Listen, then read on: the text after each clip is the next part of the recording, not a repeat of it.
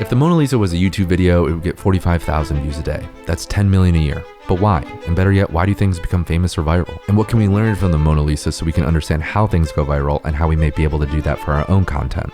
Let's break it down. First, let's start with the history. It's believed by most people to be painted in 1503 because of a journal entry written at the time. Funny enough, Mona Lisa is not actually her name is Lisa Ghiardini, but Mona in Italian is just a polite form of dress similar to our ma'am. It's believed she was pregnant at the time of the portrait and it was made to commemorate that. Also, just a cool fact, it looks like Leonardo sketched the exact same smile in a notebook some years before. Leonardo was set to deliver the painting but never did. Instead, he kept it until his death in 1519. From there, let's quickly go over where the painting went. In the 1530s, after Da Vinci's death, the Mona Lisa was acquired by King Francis I of France. Francis I displayed the Mona Lisa in a semi-public art gallery at Fontainebleau, his favorite chateau. In 1800, the Mona Lisa is fancied by Napoleon, and he even had it hung in his bedroom in Tuileries. And then depending on who you ask, either in 1797 or in 1804, the Mona Lisa is moved to the Louvre, where it's at basically unbothered until 1911.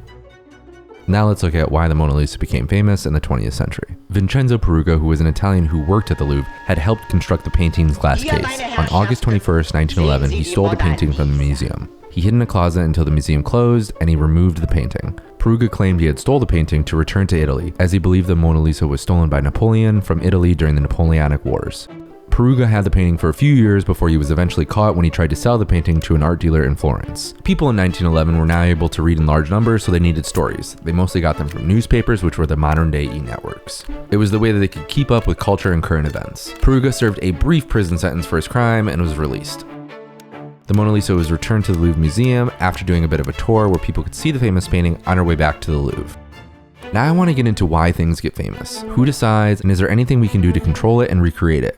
Art is subjective. Some people view the Mona Lisa as a masterpiece, while others may not find it as impressive. Certainly the Mona Lisa is not the best or better than anything else made at the time.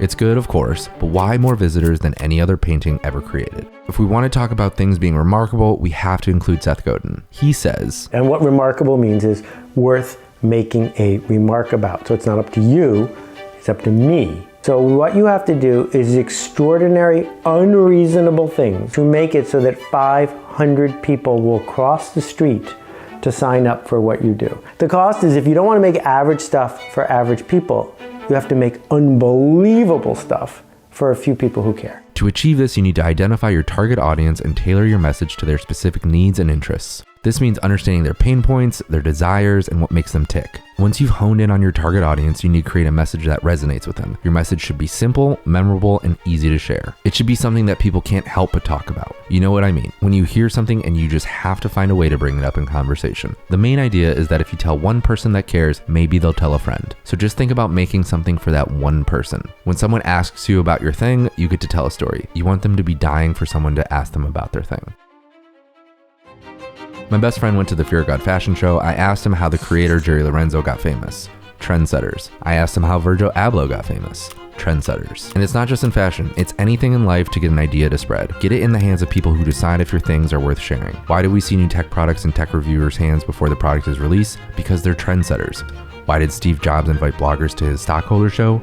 Trendsetters. These people can help create a buzz around a product, service, or idea and influence others to adopt it. This is because people tend to trust and follow the recommendations of individuals or entities that they perceive as credible and knowledgeable. Where can you start if you don't have famous friends? Start with Reddit or wherever your community hangs out. Or get close to people of influence and day trade your service in exchange for proximity. Once trendsetters have decided your thing is good, what do you do then? When people feel like they're a part of a community or they have stake in a project, they're more likely to share it with others and spread the word. You want them to be able to share it. Allowing people to remix and be creative with your original work can help generate interest and engagement, which can in turn help your content go more viral. The key to creating viral content often lies in the unexpected, whether it's a surprising twist in a video, a bizarre or surreal image, or a meme that captures a relatable yet unexpected situation. Unexpectedness has the way of catching people's attention and driving engagement.